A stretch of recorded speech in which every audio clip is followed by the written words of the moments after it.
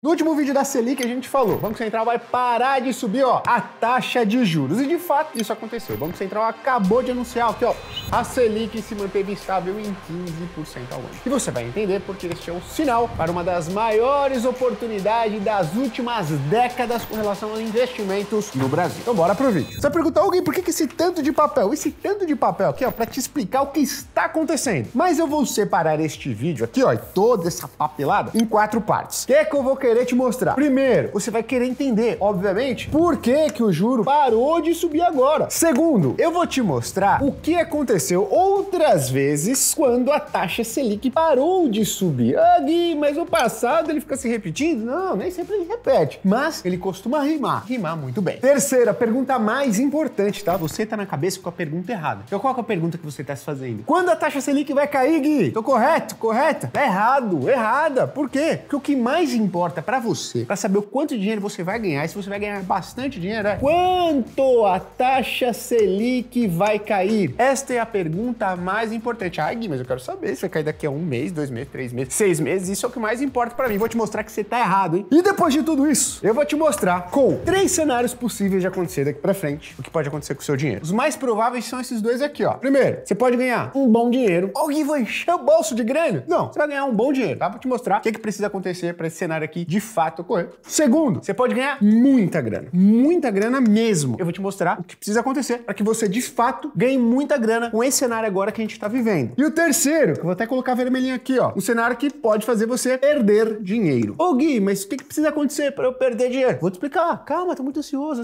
vou te explicar ao longo do vídeo. Mas não vamos esquecer do primeiro ponto, que é por que o Banco Central decidiu parar de subir a taxa Selic. Primeira coisa que você precisa entender é por que o Banco Central ele sobe ou ele reduz a taxa Selic. Ele faz isso porque o Banco Central é o que a gente chama de guardião da nossa moeda. O que significa ser o guardião da nossa moeda? Significa que ele precisa manter, zelar o nosso poder de compra. Ou seja, ele quer que o dinheiro que você tem, que você recebe todos os meses, ele seja suficiente para você comprar as suas coisas. Ou seja, ele não quer que ele vá perdendo poder de compra. Ele quer, na verdade, controlar isso daqui, a inflação. O objetivo principal do Banco Central é zelar pela nossa moeda. E ele faz isso como? Controlando a inflação. Alguém, ele faz o que ele quer. Ele fala, a inflação boa é essa daqui, eu que decidi, tá certo. Não, o Banco Central ele é um soldado. Ele não define a própria missão. Quem define a própria missão são os generais que estão no comando. Quem são os generais, Gui? Um carinha chamado CMN, Conselho Monetário Nacional, formado pelo presidente do Banco Central, Galípolo, ministro da Fazenda, Fernando Haddad, e outro ministro do atual governo, ministra, no caso, Simone Tebet. Eles juntos definiram, já definiu isso, foi definido alguns anos atrás, que a meta de inflação, que a meta do soldado, Banco Central, para cumprir é de 3% ao ano. E detalhe, ela pode oscilar um pouquinho para cima, que é 4,5%, um pouquinho para baixo, que é 1,5%, um pouquinho para baixo, né, Gui? Parece até piada. Por quê? Porque a gente tá sempre aqui, sempre para cima. Mas essa é a meta do nosso soldado do Banco Central, ele precisa controlar a inflação. Pô, Gui, então se o Banco Central, ele resolveu parar de subir a taxa de juros, significa que a inflação agora está mais perto de 3%, certo? Não necessariamente. Por quê? Se a gente for pegar a inflação acumulada nos últimos 12 meses no Brasil, a gente vai ver que está mais perto de 5,5%. Você vai falar, caraca, Gui, então esse Banco Central acabou, não tem mais credibilidade, ele não tá nem aí mais para inflação. Não, por quê? Porque o Banco Central, se ele olha a inflação realizada, ele está tomando a sua decisão de juros olhando para quê? Olhando para o passado, olhando para trás. Então ele toma a sua decisão de juros, de subir, reduzir ou manter, olhando o quê? Para o futuro, para as expectativas, para as perspectivas. E eu vou colocar um gráfico na sua tela agora, mostrando o que está acontecendo, com as perspectivas, as expectativas de inflação. Elas estão cedendo. As expectativas de inflação do Banco Central apontam para um IPCA, que é o nosso índice oficial da inflação desse ano, ali mais na casa de 4,8%. Enquanto para o ano de 2026 está mais perto de 3,5%. Ou seja, o Banco Central está olhando para o futuro, para tomar a decisão da sua taxa de juros, falando, olha, eu estou vendo que as expectativas de inflação para 2025, elas já cederam, não estão perto da meta, mas eu sei de uma coisa, o Banco Banco Central pensando, né? São várias pessoas lá dentro. Que toda decisão de juros que eu tomo, né? Então, de subir, de manter ou de reduzir, ela demora alguns meses para impactar a economia. Ou seja, o que eu faço hoje tem efeito na economia no ano de 2026. Aí ele fala, opa, deixa eu olhar qual que é a expectativa de inflação para o ano 2026. Ele fala, expectativa de inflação já está bem mais perto da minha meta, que é 3%, do que de 5%, que é a inflação do passado. Então o Banco Central, ele tem essa prerrogativa de, parei de subir a taxa Selic, porque as expectativas estão me dando um conforto um pouco maior. Vale a gente lembrar do atual nível da taxa Selic. Pô, Gui, 15% é baixo ou é alto? 15% é alto pra caramba. Ah, Gui, você fala isso com base no quê? Com base no histórico? Não. Se a gente for olhar com base no histórico, de fato 15% também é uma taxa elevada, que é a mais alta dos últimos 20 anos. Mas não é só isso não, tá? Gui, então se não é olhando com base no histórico, como é que você diz que a taxa de juros ela tá elevada? Tem um negócio interessante. Eu vou tentar simplificar bastante aqui o conceito de taxa de juros neutra. Mas a realidade é que é o seguinte, a partir de um determinado patamar da taxa Selic, essa taxa de juros começa a desacelerar a economia brasileira. É como se fosse um freio de carro. Quanto mais alta a taxa de juros tá, mais forte você tá pisando no freio. Ou seja, maior a força de desaceleração da economia brasileira. Esse patamar tá mais ou menos em 9%. 10% de taxa de juros seria como se a economia brasileira já estivesse pisando um pouquinho no freio, ao invés do acelerador. 11% pressiona o freio um pouquinho mais forte. 12% um pouco mais forte. 13% você tá quase ali esmiguelando. 14% você tá pisando no freio, que você fala, pelo amor de Deus, já até soltou o volante, tá com as duas mãos pra cima pisando no freio. 15% só você colocou os dois pés no freio, assim, a economia brasileira, você tá tentando desacelerar bastante a economia brasileira. Isso segundo projeções do próprio Banco Central. Ou seja, o Banco Central olha para a expectativa de inflação e fala, em 2026 tá ali em 3,5%. Já não tá muito longe da minha meta, que é 3%. Além do mais, eu tô aqui, com os dois pés no freio da economia brasileira. Ou seja, ainda tem um efeito da taxa de juros para trazer essa inflação aqui para 3%. Então, por hora, eu vou parar de subir a taxa Selic. Olha que beleza. Por isso que o Banco Central parou de subir a taxa Selic. Não é porque a inflação nos últimos 12 meses está em 5,5%, porque ele parou de subir. Não, não é assim que toma a decisão de juros. Olhando para frente, tá bom? Agora a gente vai falar do segundo ponto. O que aconteceu com opções de investimento quando a Selic parou de subir? Então a gente vai verificar em outros momentos. Como é que a gente vai fazer isso, Gui? Você vai mostrar uns gráficos aleatórios que eu não consigo nem entender? Não, a gente vai fazer junto isso aqui, meu amigo, minha amiga. Dá uma olhada. Vou te mostrar aqui, Primeiro, o que a gente vai consultar? O site do Banco Central. A gente vai consultar qual que foi a última vez que o Banco Central estava subindo a taxa Selic e parou de subir. Bom, já entrei aqui no site do Banco Central, você pode entrar também, onde tem o histórico da taxa básica de juros no Brasil, que é a taxa Selic. Então, colocando o notebook aqui, eu vou descer lá, porque a última vez que o Banco Central parou de subir a taxa Selic foi lá em 2016, Quer ver? A gente vai consultar aqui, No dia 29 de julho, entre o dia 29 e 30 de julho, ele subiu a taxa Selic para 14,25%. E olha só, nas próximas reuniões, ela ficou parada. Então, o que a gente vai verificar? O que aconteceu? Primeiro, o Ibovespa, principal índice de ações do mercado brasileiro, a partir da data de 30 de julho de 2015. Então eu vou consultar aqui o Ibovespa, tá certo? Vamos ver o Ibovespa aqui, vou selecionei o Ibovespa, vamos pegar a rentabilidade dele a partir do quê? Do dia 30 de julho de 2015. Legal, então eu quero ver aqui, data específica, a partir de 30 de julho de 2015. Eu vou colocar até hoje, a gente vê o movimento total do Ibovespa. O Banco Central parou de subir a taxa de juros, nos primeiros meses deu uma quedinha, mas olha depois o que aconteceu a partir de 2016. O Ibovespa engatou uma alta, antes da pandemia, vou colocar aqui até antes da pandemia, totalizou 136% de alta. Ou seja, se você tivesse 50 mil, teria ali mais do que o dobro, ou seja, mais do que 100 mil reais. Colocou 100 mil, teria ali aproximadamente 240 mil reais durante esse período. Então, claramente, você pode ver aqui, que o Ibovespa, depois da última alta de juros do Banco Central, ele engatou em uma tendência positiva muito relevante. Gui, mas é só Ibovespa, só as ações. Vamos dar uma olhadinha no IFIX, então. A principal índice de fundos imobiliários? Dá uma olhadinha aqui. Então, sai Ibovespa, entra aqui o IFIX, vamos dar uma olhadinha, índice de fundos imobiliários, mas é a mesma coisa. 30 de julho de 2015. Então tá, vou colocar aqui, 30 de julho de 2015. A partir dessa data, vamos ver o que aconteceu com o IFIX.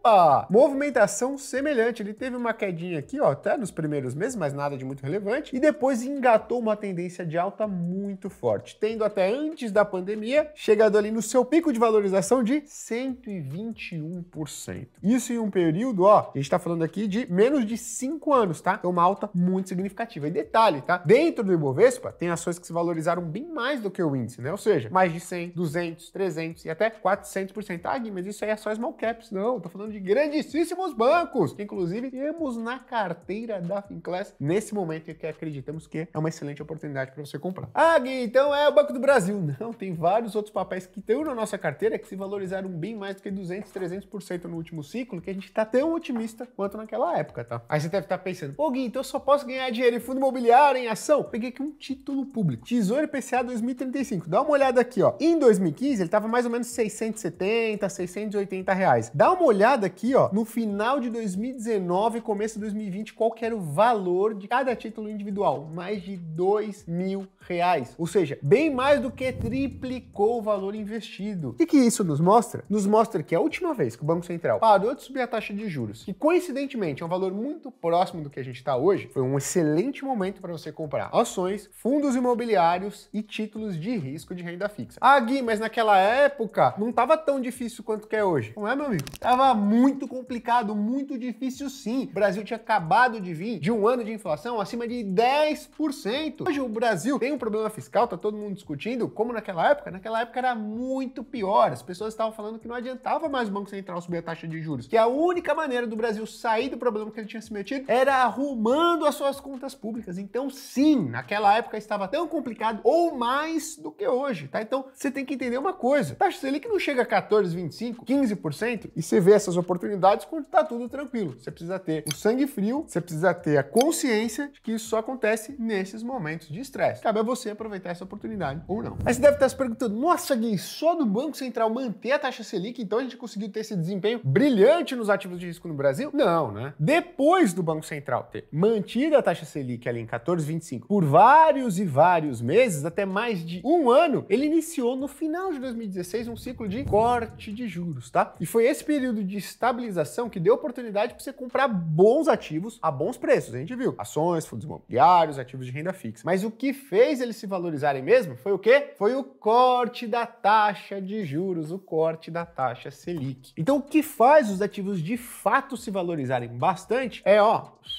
os juros caindo. Aí você deve estar se perguntando, pô, Gui, então legal, então quanto antes os juros cair, melhor, certo? Olha, quanto antes o juro cair, mais rápido vai iniciar o processo de valorização dos seus ativos. Mas o que vai determinar se a gente vai ter um ciclo muito positivo para ações, fundos imobiliários e ativos de renda fixa é de fato, ó, o terceiro ponto. Quanto a Selic vai ser capaz de cair? Ué, o quanto a taxa Selic vai cair? Não é quando que ela vai cair? Não. Eu não sei se você lembra, mas o Brasil passou por um breve ciclo de corte de juros em 2023 e início de 2024. Você lembra? Então lá em agosto de 2022, a Selic voltou a subir para o patamar de 13,75%. E aí, ó, ela parou, ficou parada por vários e vários meses. Depois, o Banco Central, ali em agosto de 23, ou seja, um ano depois, exatamente, começou a cortar a taxa de juros. Ou seja, a gente passou por um ciclo de manutenção, posteriormente, um ciclo de queda. Mas vamos ver qual que foi o desempenho do Ibovespa, o IFIX, nesse período? Vou pegar aqui para você então, ó. Vou colocar aqui o índice Ibovespa e vou colocar aqui, ó, o IFIX. E a gente vai ver quanto que foi o rendimento, tanto do IFIX quanto do Ibovespa, no período à frente, depois dessa estabilização da taxa de juros lá em 23 e posterior queda. Olha só, a gente passou por um ciclo de estabilidade e depois queda de juros, hein? Dá uma olhada aqui, ó, no desempenho do IFIX e do Ibovespa desde então. A gente tá falando de praticamente 3 anos fechados. Olha o desempenho do Ibovespa. No período, 27%. Pô, Gui, 27% é ruim? Olha, não é ruim, mas se a gente for pegar o CDI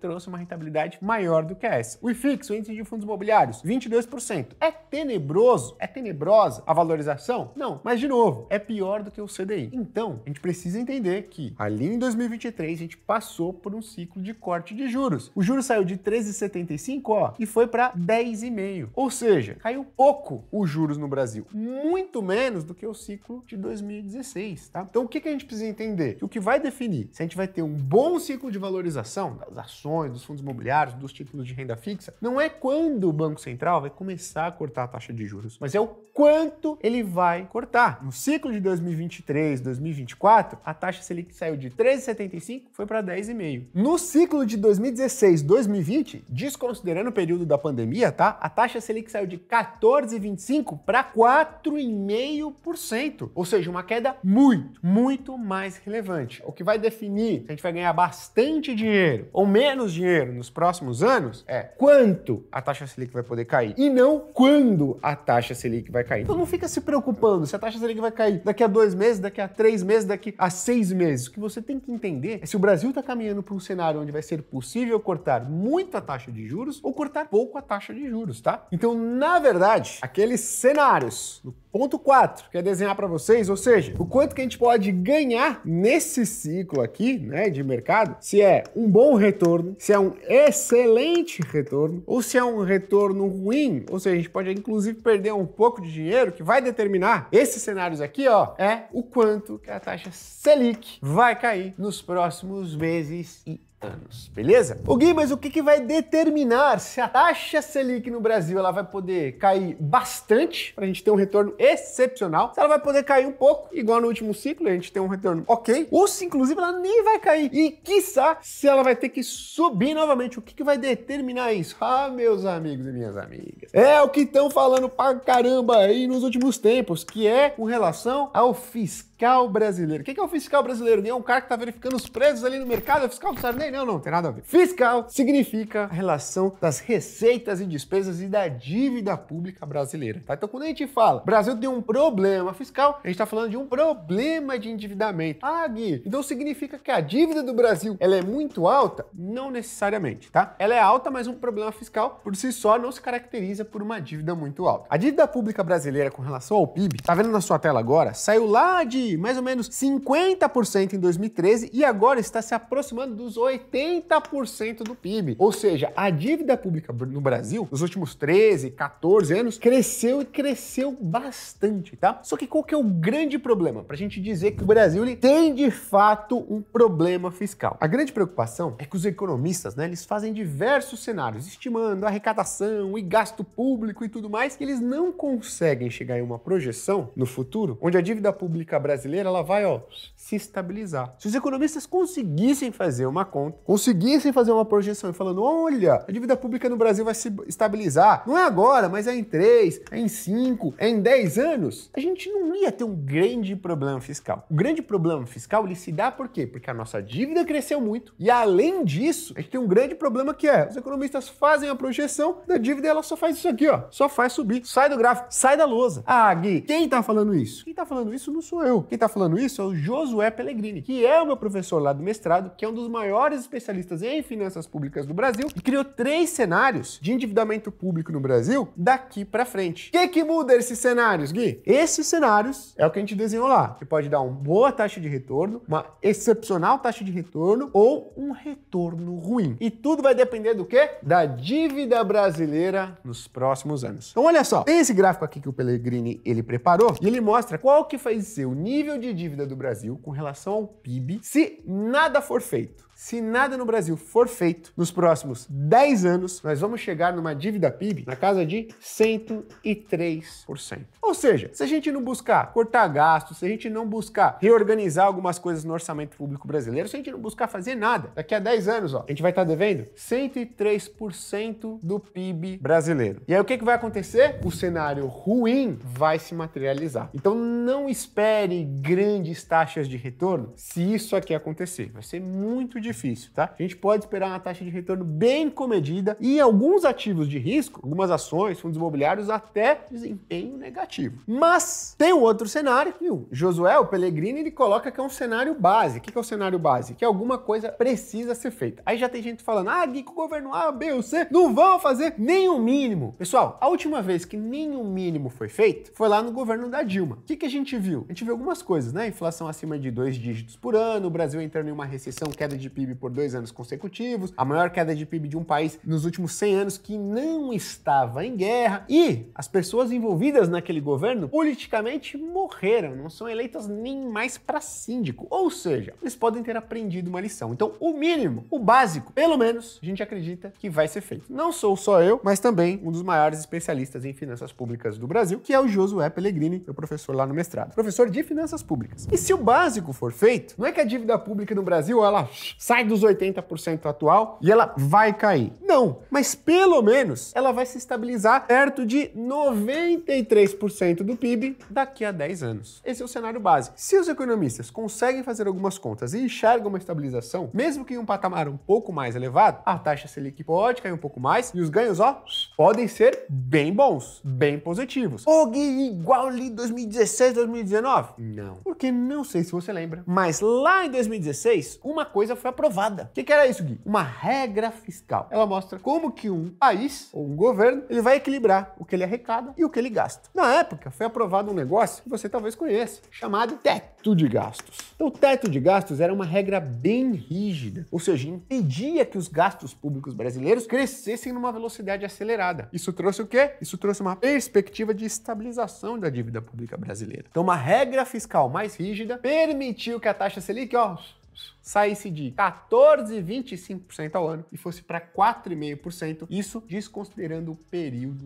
da pandemia. Então o que a gente precisa ver nos próximos 1, 2 anos ou 3 anos para que a taxa Selic consiga cair de verdade na mesma magnitude ou numa magnitude parecida do que ocorreu entre 2016 e 2020? A gente não precisa ver outro teto de gastos, mas a gente precisa ver sim uma outra realidade fiscal no Brasil. Ou seja, a gente precisa ver um governo, não interessa se é o governo A, B ou C, trazendo uma regra fiscal mais rígida, fazendo com que a perspectiva de endividamento público no Brasil caia. Se o governo for mais rigoroso nesse controle de gastos, né, ou seja, nesse equilíbrio entre o que é arrecada e o que ele gasta, a gente pode ver sim a dívida pública brasileira fazendo isso daqui, ó, segundo as estimativas do próprio Pellegrini, tá? Então, segundo as estimativas dele, a dívida pública do Brasil sai de algo perto de 80% aqui, bate as máximas lá em 87% do PIB em 2029 e depois volta a cair, encerrando o ano de 2034, que é as suas projeções, perto de 80% de novo. Caraca, Gui, isso vai fazer a gente ganhar muito dinheiro, mesmo saindo de 80% e voltando em 80%? Sim. Por quê? Porque a gente conseguiu não só dar uma perspectiva de estabilização, como também de queda da dívida pública. Se isso, meus amigos e minhas amigas, acontecer, pode ter uma convicção alta, tá? Não falo certeza porque no mercado não tem certeza.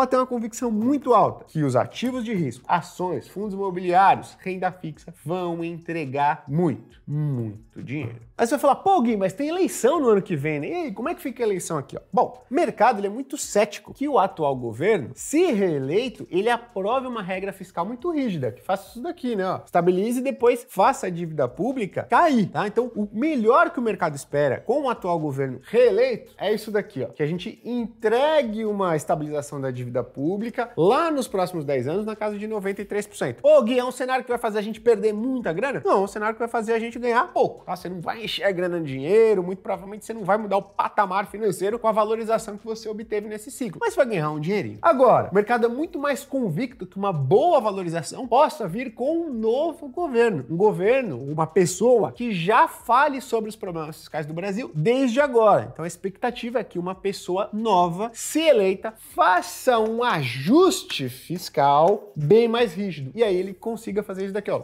Traga uma perspectiva melhor para a dívida pública, trazendo uma expectativa melhor para a dívida pública, o que pode acontecer com a Selic? Meu amigo, ela pode, ó, cair pra caramba. E aí a valorização nos ativos de renda variável vai vir naturalmente. Detalhe, hein? Se isso aqui acontecer, essa vai ser a maior multiplicação de patrimônio que a gente vai ver nas últimas décadas no Brasil, tá? Tô falando de magnitude igual ou superior ao que aconteceu no ciclo 2016-2020. Ok, mas qual que é a magnitude? Você pode dar uma ideia? E se eu tivesse posicionado, por exemplo, no Renda Mais 2065, lá em 2016? Se esse título existisse, a gente passasse por um processo muito similar. O que eu tô falando de taxa de retorno? Em 3 anos, você estaria falando de quadruplicar o que você tem investido. Em 5 anos, você estaria falando de multiplicar por 5 o que você tem investido. Ou seja, seria uma chance muito boa de você mudar o patamar financeiro com os seus investimentos. Pô, Gui, mas como é que eu monto uma carteira para aproveitar essa oportunidade, esse momento, né, que pode seguir alguns caminhos diferentes? Bom, seguinte, você pode montar uma carteira semelhante à da Finclass. Como é que ela funciona? Você vai colocar aqui, ó, 35%